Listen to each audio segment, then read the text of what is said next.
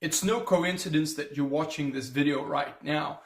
God has some truths He wants to reveal to you, and through watching and receiving and hearing His voice, He will transform every part of your life. Now, I was going to talk, or I am going to talk as well about the gifts, the ministry gifts, or the fivefold ministry, like some would call it. I don't call it that, but just for explanatory purposes.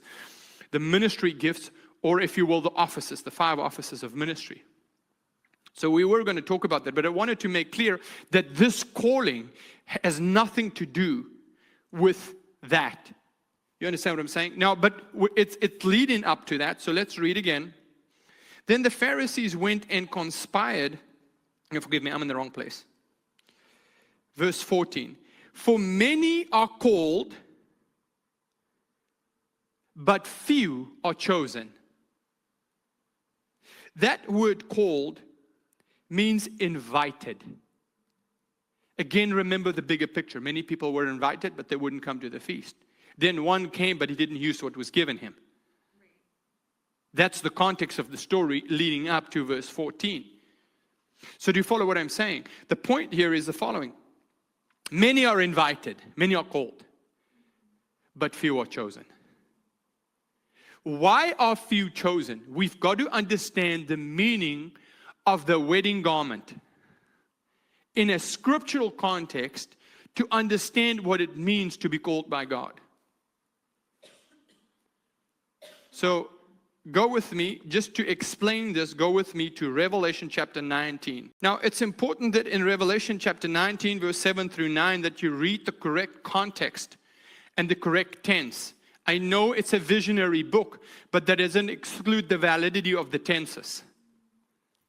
Okay? I want you to say, you understand what I'm saying? Prophecy can see in the past as much as it can see in the future.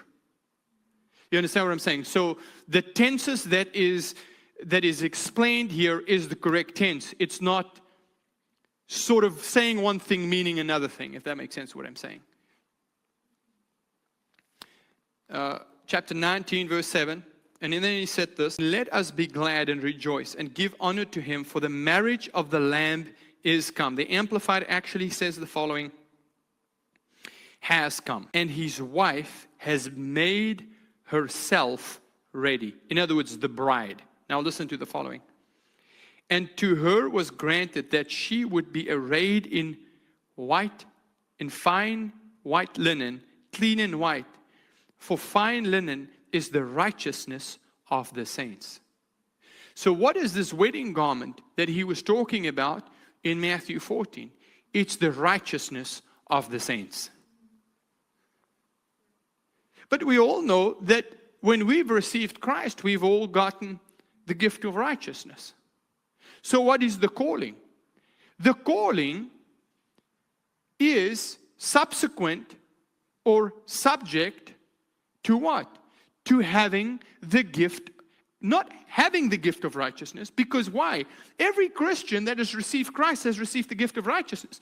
The gift of righteousness came through the shedding of the blood of Christ. So the gift of righteousness is available to every Christian the day they said yes to Jesus. So when is somebody not called? When they have not received the gift of righteousness. Or when they reject the gift of righteousness. See, that individual that didn't have the wedding garment on, wasn't that he didn't have a wedding garment, it's that he was given a wedding garment that he didn't put on. Does that make sense what I'm saying? In other words, he rejected what was given him.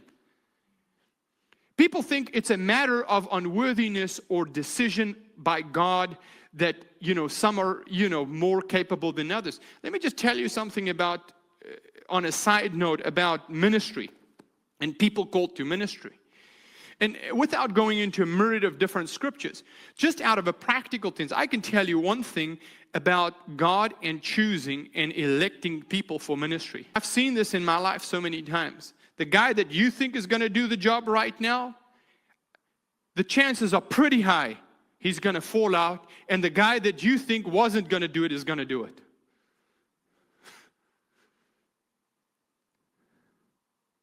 Does that mean that God didn't call the one that you thought was called? No, God called him. But did he answer? Was he faithful?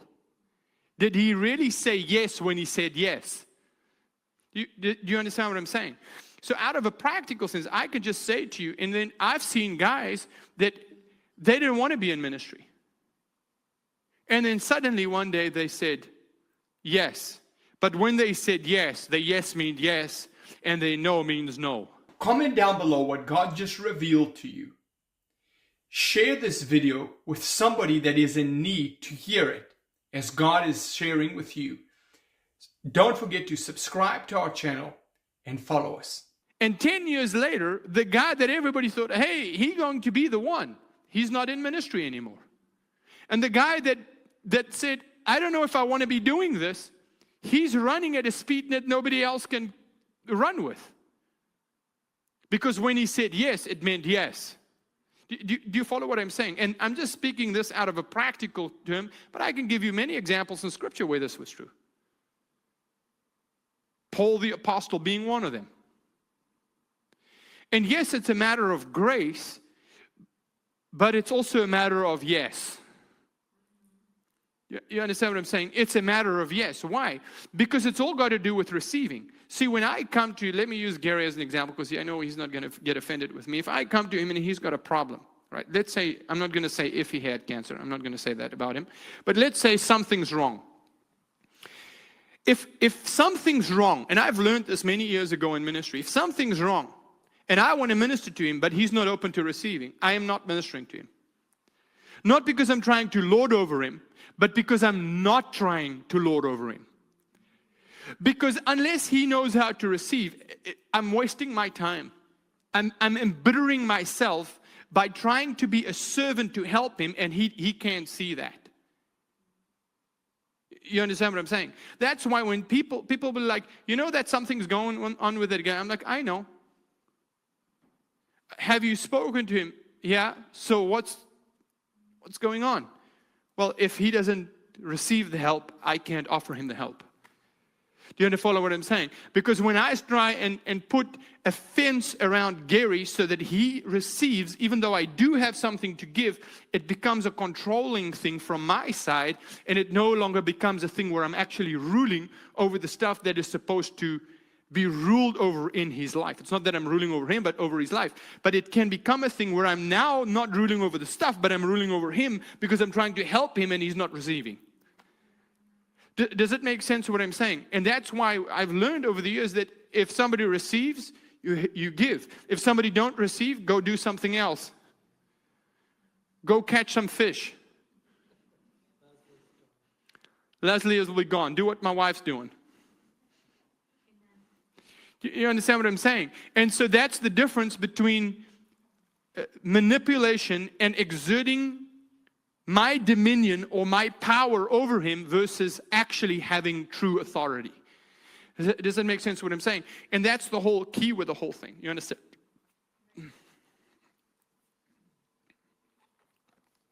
Now, the key to all of this is receiving. The whole thing, this whole wedding garment concept in Matthew 14, the concept's receiving. See, we don't get taught it that way because we get taught out of a point of view of, he ain't worthy, or he isn't clean enough. No. He was granted a wedding garment. If you study the Jewish culture of that day, that's what that was exactly like it says in the Hebrew. In the Amplified translation.